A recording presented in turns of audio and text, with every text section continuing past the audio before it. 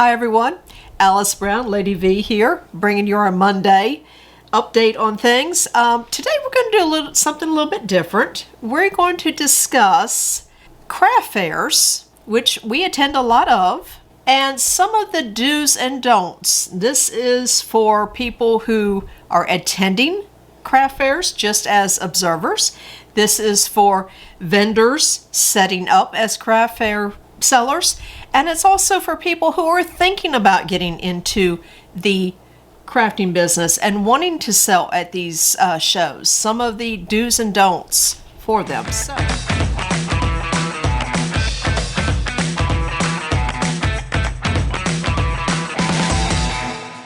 would say real quick that, at this point, even though we're just now getting out there with the books, this is the first year with the books, we are veterans to craft fairs because prior to the books, we did 5 years of the jewelry. Mm-hmm. So we have been going to craft fairs for quite a 6 years. I mean, if you minus the year that didn't exist, 6 years. We've observed a lot over that time period. Mm-hmm. And there's things that I think people do without even realizing they're doing it, but it makes a major impact on sales, and that's what I want to go over today. And we ourselves have learned from trial and error. Oh yeah, I mean, definitely. We were not experts when we started 6 years ago. No, we made some of these same mistakes. So I'm going to go over, first of all, if you're thinking about becoming a vendor, because a gentleman pulled me aside when we first started selling the jewelry, Alan, mm-hmm. and gave me some pointers on some things to do, and I will forever be very thankful to him for that, because it kept us from making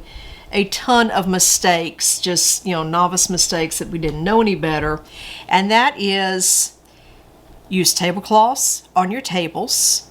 Make sure those tablecloths go all the way down to the ground so that everything is covered underneath. Mm-hmm.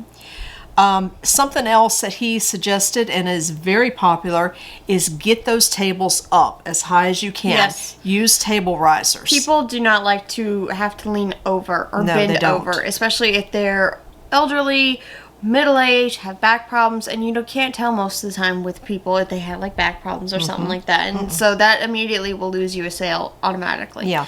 And it just helps get things more at the eye level. People don't necessarily automatically look down or up. That's why in movies they always get attacked by the panther that's sitting up in the trees. They don't ever look up. You gotta look at eye level. Yeah. So the higher up you can get your items to sell, the better off you are. Personally, we use, are they called adjustable risers or double risers? I honestly don't know. They're bed risers that come with two parts. Normally you can just get them as a single one, but this one comes with the height of a single, but then there's a smaller one that goes on top to help raise it up even more. And that we've had some really good luck with, mm-hmm. and just raising everything up. So one of the other things that I see people do that really should not be done at all is never discuss profits and loss with other vendors. It is none of their business. Okay? Yes, definitely no. That is your personal business. Yeah. That needs to stay between you and your partner. If you happen to be in a business with a partner, Alice and I will quite often discuss things either quietly with ourselves at the end of a show. If there's most nobody, of the time it's once we get in that car. It's most of the time it is once we're in the car after we've packed up for the day. Yeah. It's okay to, well, how did you do? Okay. And that's usually my standard response is, yeah, okay. It doesn't matter how, it's not their business. Another thing that I tend to catch myself doing is I don't ever want to come across as better than any of the other crafters. Mm-hmm. And so I am very observant on how they did today. How many other people were going into other vendors' booths. How many people I saw walking around with bags. So I can usually judge on that if they've had a decent day, if they've had a fantastic day. And so if my day happens to be better than that, I just say, it's been a good day. Mm-hmm. I don't overly boast. I don't think that that's necessary. Something else that I see as a bad habit that many vendors have is to stand around, especially when a show is slow, like in the afternoon when your crowds die down, and they'll badmouth the event if it's not going well. Don't fall into this trap, people. That is a very, very bad habit. It needs to stop in the industry completely.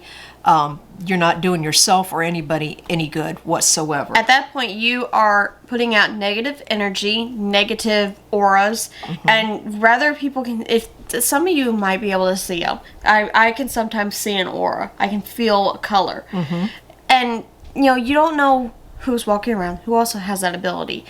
But even if they don't, bad auras or bad energy will just naturally push people away, and you don't want to do that. Keep things as positive as you can. Keep things upbeat. Just keep going. Even when it looks bleak, towards the end and the crowds are dying down and you're ready to crash, keep it going just a little bit longer until the end of the show. So the other thing is when you're setting up your booth, remember that is your storefront.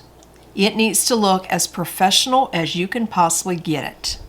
Yes. I know, outside shows, you're dealing with weather, you're dealing with wind, you're dealing with possibility of rain, you're dealing with a lot of issues, but you still need to put your best foot forward in setting that up so that it is eye-pleasing to the crowd coming in.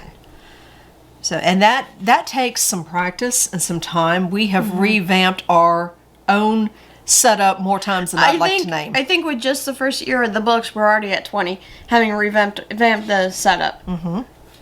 So, something else, be prepared to lend a helping hand to another vendor if needed.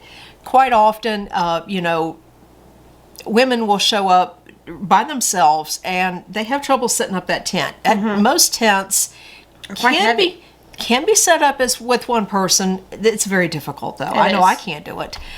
So, lend a helping hand for 5 minutes. It's not going to kill you. It really isn't. Actually, I helped a gentleman down at Ocean Isle who was right next to us who broke down early. They were for a hearing aid place, so they weren't exactly selling anything, but the one man stayed behind so he could clean things up, and trying to get the tent down and then scrunched back in to where he can put the bag over it was very difficult for him by himself. And so I ended up going over there and just helping close it up. I have to real say, quick. that is one nice thing that I see here in our own state, in North Carolina, is a lot of people will help others. Yes. And Southerners are very friendly. And down in Florida, we did not run into that problem down in Florida. There was a lot of vendors that would, a lot of vendors see each other a lot. You get into this field and you might not see them at 2 or 3 shows, and all of a sudden you'll see them at another show. The state's not that big. We all travel.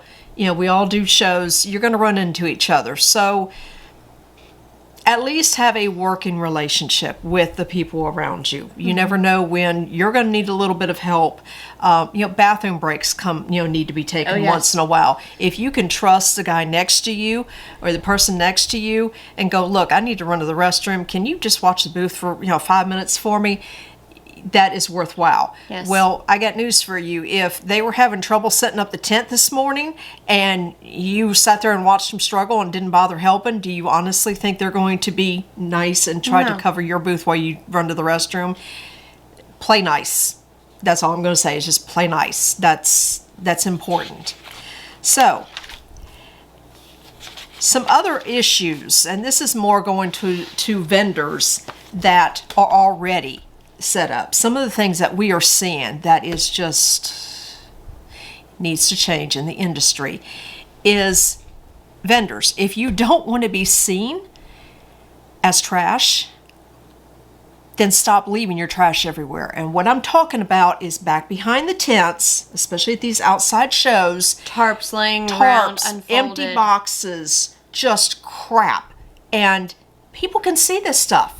Okay. Not only the other vendors next to you can see it, but the people walking around shopping can see it as well. I was shocked. We went to a fair. We weren't set up. We went with Rita and Tom to Cary. Now, Cary is a very, very nice town. It was in Bond Park. Yes, it was in Bond Park, and I was shocked at Which, by the way, if you're ever in Cary, go check out Bond Park. Yes, Beautiful. very nice, very nice. But I was shocked at the number of vendors that had just empty boxes and just crap thrown in the back of their tent area, just stacked. And so you walk in this tent to look at their products, and you can see this stuff. It's not hidden whatsoever. It felt very claustrophobic and dirty. I remember. Yeah, it's very just nasty. You have to stop and think. Okay, if I was setting up at a store, would this be allowed? Would you do this? Why are you doing it out at a craft fair?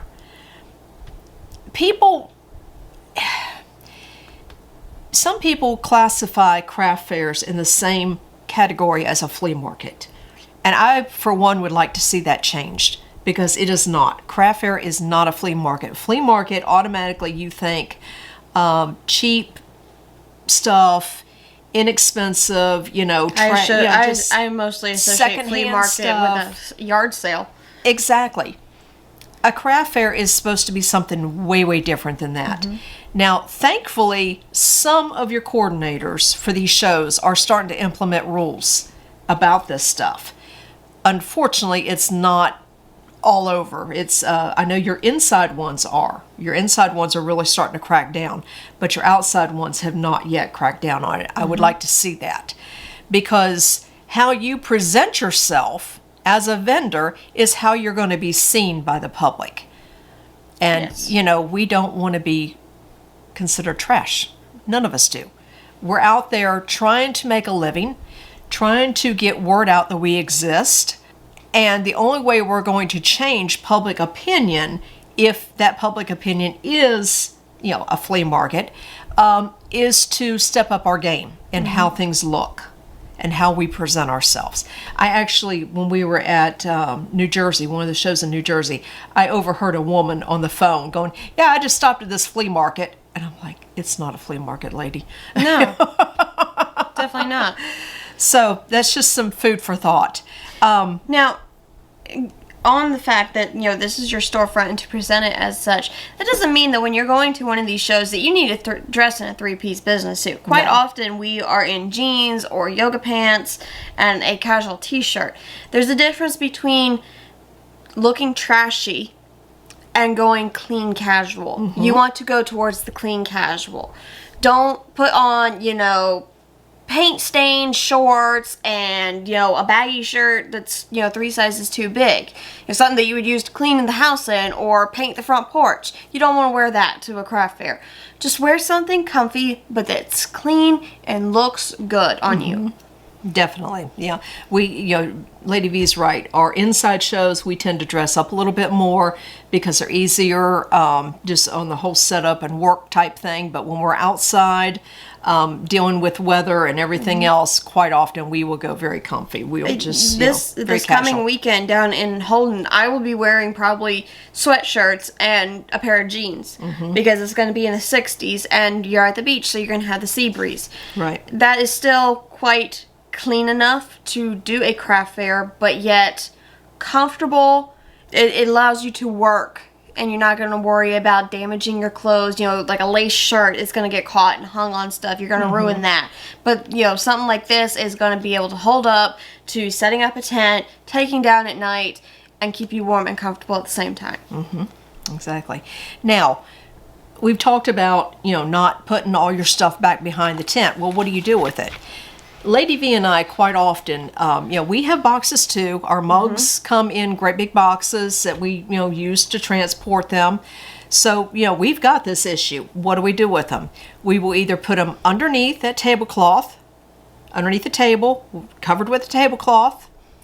And we will even go as far as, after the tables are set up, we will take the ends of the tablecloth and tuck them up under the bed risers so that A, it's not a tripping hazard, but B, the wind coming through is not going to blow the tablecloths out in the open and everybody sees. It helps hold that front tablecloth in front of the table down. And that way when the wind comes, it's not coming up underneath the table like this, showing you all the boxes. Exposing everything, all the mess. It's staying put.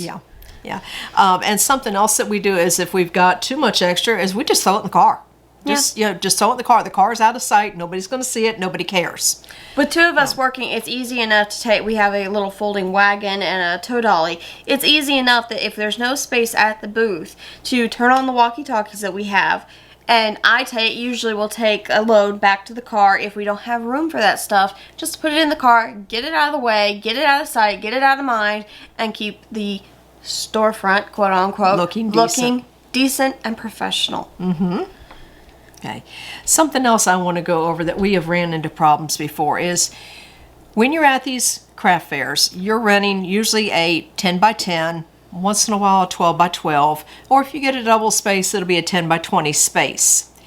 That is your area, okay? And what Quite I'm often seeing, they're marked too. yeah, most of them are marked. But what I am seeing quite often, especially at these big ones, is people going outside of their booth rental, putting stuff outside, trying to draw the crowd in. I get what they're doing, but you're not doing your fellow vendors any good whatsoever. No. Case in point, down at Ocean Isle, we had the people next to us do this.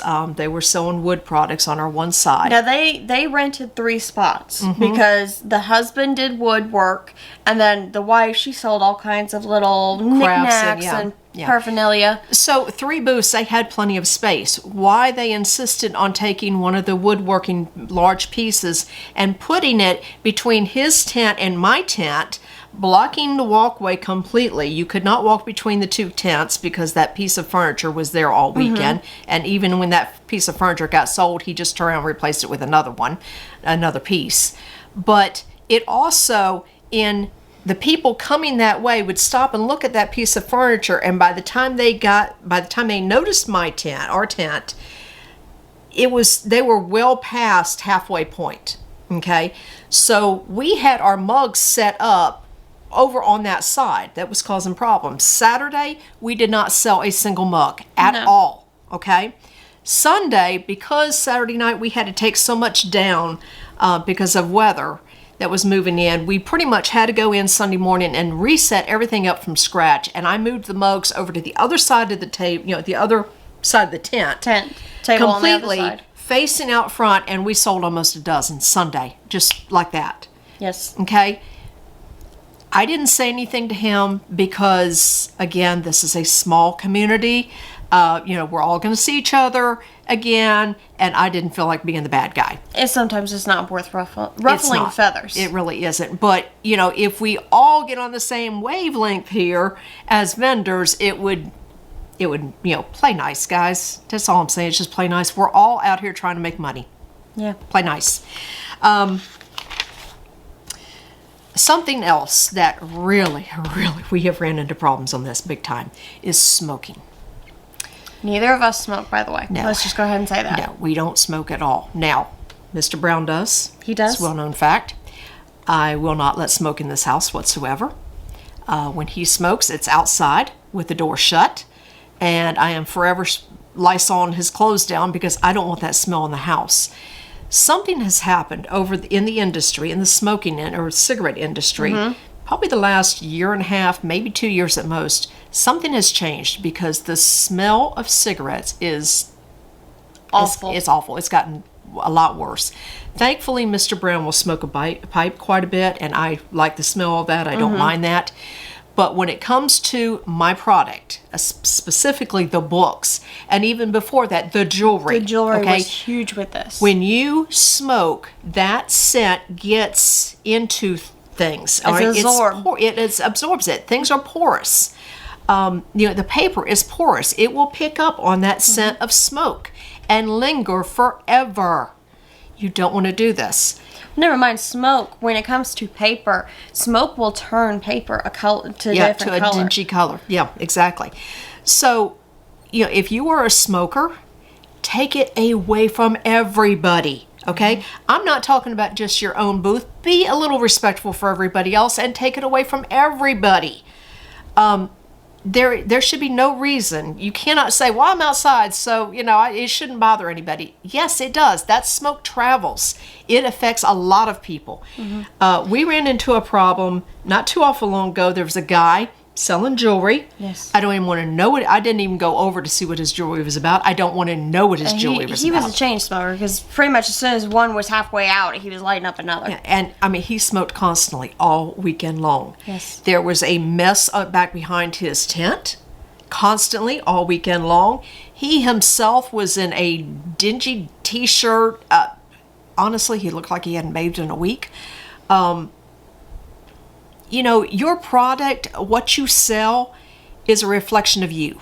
If you want to sell and you want people to know that you have put your heart and soul into this product and it is the best that you can get, then you need to also step up how you present yourself. Yes, because how you present definitely. yourself and how you present your product are related, okay? They're linked. Whether anybody wants to believe it or not, trust me, it is. If I, presented myself as an author, but I looked like something the cat drug in 2 days ago and left on the front porch, nobody is going to take me seriously. At the same time, I don't want to come across as some rich snob that, I'm better than everybody else because I'm an author, because that's going to lose you customers too. People are not going to feel comfortable coming up and talking to you. You've got to find that niche, okay? Clean, casual. Clean casual, yeah. Let people know that, you're interested in making friends and that you're approachable and you're relatable, but that you still look decent, okay? Take the time to brush your teeth and, fix your hair, make sure you've got clean clothes on, and don't smoke. Just don't smoke. Just don't smoke, please. So that, I think that pretty much goes over everything for That goes over all the your vendors. points. Now, we're going to go to people who go to visit these things. Oh boy. Yeah. Because something that I'm seeing that I don't like is there are a lot of people that you've got vendors on both sides, and people are walking down the very middle so that they don't have to get near either side. You're not taking the time to even look to see what everybody has.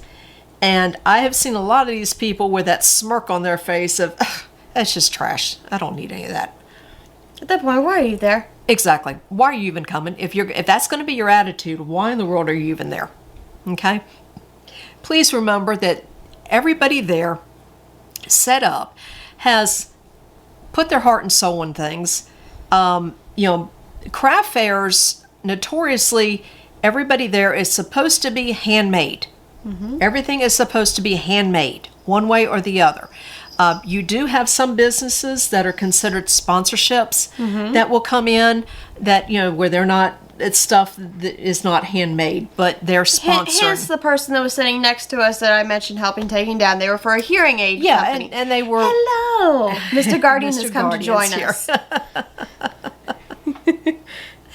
So, but, yeah, please remember that it's people just like you and me that are trying to make a living out of a tough situation right now, because these craft fairs are tough, folks. Yes, it's not easy at all. I would like to say something on this matter that I have experienced, and my fiance Brandon has also experienced. Guardian's going to get in the middle of this as well.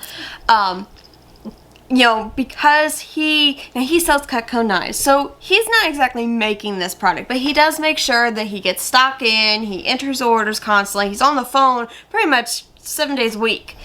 And then for a crafter who, whether it's a jewelry that you're hand making yourself or an author who you sit down at the computer and type, please don't knock over my ring light.